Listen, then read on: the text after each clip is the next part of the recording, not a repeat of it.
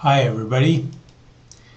I'm making this video today because you people know what's going on with Bergdahl. He's a soldier who was in Afghanistan on duty, and he deserted two times, and he was they were on their watch duty, and when the last time he deserted, he was supposed to go and rest and sleep, and instead of sleeping, he took a compass, and so that it was premeditated.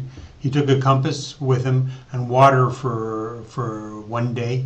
So he left, went out into the mountains, and he left all his equipment and his military equipment. He left all of that. He just walked away, just him with his civilian clothing. And so it was premeditated, evidently. So this guy has left. He left, but there's a person here who's called Robert Spencer. Robert Spencer is an Arab from I think he's Lebanese, but he's a Christian, and he says there are 5 indications that Bergdahl is a traitor. So this is a video with a guy who was with him, who was part of his platoon in Afghanistan, and that guy says, he says everybody knows that this guy Bergdahl was a deserter, and so he says that the guys in Washington and the White House, they're trying to use this guy Bergdahl in a very perverted way, because this was a big deal with the army when this guy deserted 5 years ago. All this soldier, which this soldier here, his name is Beheading. He said, well, we stopped all our operations in Afghanistan because of this guy who deserted. So he's a famous case. Bergdahl is very famous in Afghanistan. So now suddenly Obama is trying to paint this guy as a hero, and they say, hey, this guy was not a hero. So he's a deserter.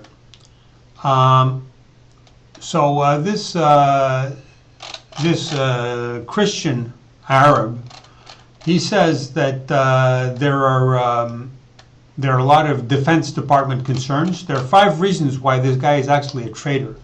So this guy sent an email to his father, and he said, I am ashamed to be an American, and the title of U.S. soldier is just a lie of fools. I am sorry for everything. The horror that is America is disgusting.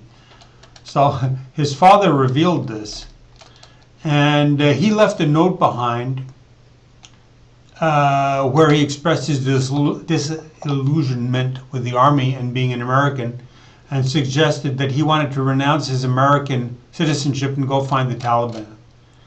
And this guy, Bergdahl, he converted to Islam, and he described himself as a mujahid, a jihadist. So that's what we have with this guy. So I've made an article which describes Islam, and like this beheading, these Muslims in Syria are beheading people. I mean, it's gross, it's grotesque. They're beheading people in Syria, in Afghanistan, and in this article by Pamela Geller, she says in Nigeria, wherever they are, and these Muslims are always beheading people.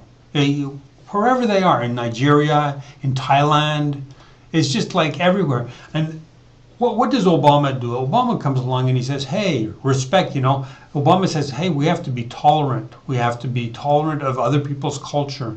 Like, we have to be tolerant of Islam, and we have to take Islam as it is. They have this habit of beheading people. Yeah, but we have to be tolerant. We have to go along with that, So it's just sick, it's sick upon sick. So there's something something is really wrong. So, anyways, Obama is running into big trouble because of this thing. Because this guy Bergdahl is not only a deserter, he's also a traitor, because he says, you know, he's against America. He wants to renounce his American citizenship. So Obama is taking a deserter, he's taking a traitor, and he's passing him off as an army hero, and he wants Americans to embrace this guy and give him a hero's welcome when he comes back. So this is not flying. People are not buying this, because the army is testifying that this guy is not a hero. He is not a deserter. He's a traitor. He is a deserter and a traitor. So this thing is blowing up in Obama's face. Now tomorrow, I heard recently that tomorrow is Sunday. All the Sunday shows are going to be about this thing, about this traitor, and Obama is complicit to this. He is backing up this guy, and Obama is the one who's organizing this thing. And then the worst thing is that they have liberated these 5 Talibans from Gitmo, from Guantanamo, and these guys are murderers. These Talibans, which they're freeing, they were high-ranking people in the military. Here, like, I have a list of these 3 officials, these 3 Taliban officials. And you know, this one guy was interior minister in the Taliban government in Afghanistan. So this guy was responsible for killing thousands of people.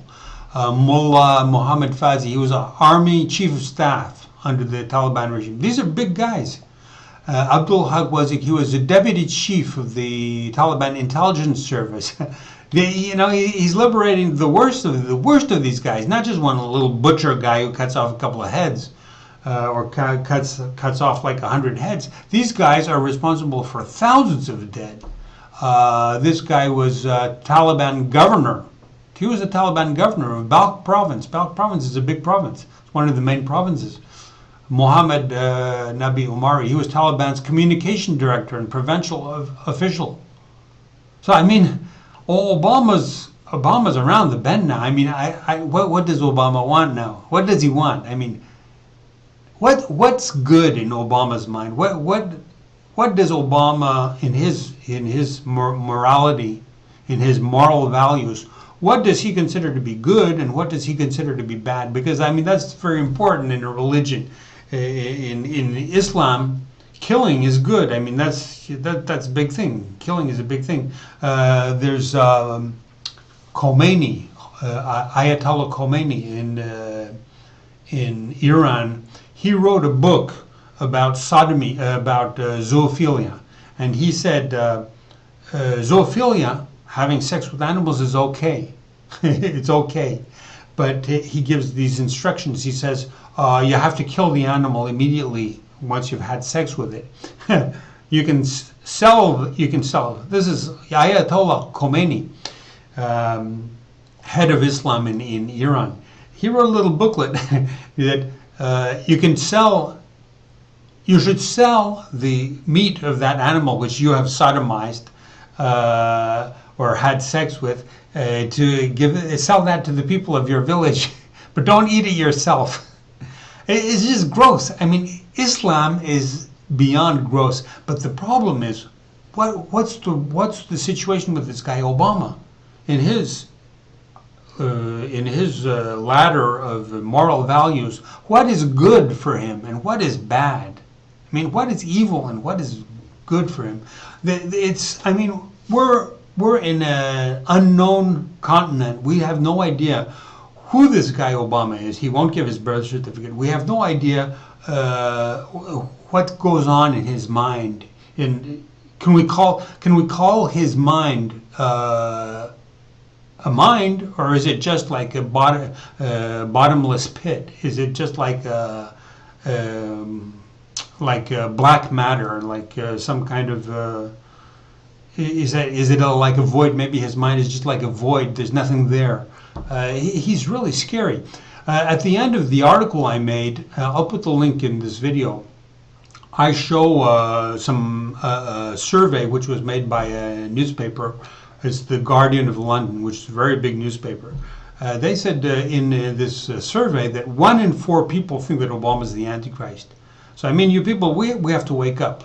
We have to wake up to who this guy Obama is, because nobody knows who he is. This guy is peddling Islam, and just about 1 in 4 people think Obama might be the Antichrist. And the survey says 1 in 8 people think Obama is the Antichrist. So we have to wake up. Something strange has happened to the world. The world is just like gone crazy. So we have to wake up, and we have to spread this news, because we have to make the world come back to its sanity, regain its sanity. We cannot keep on going into this craziness with Obama. Obama has cursed the world. He has put a curse on people. I mean, what's the problem? Why aren't people waking up?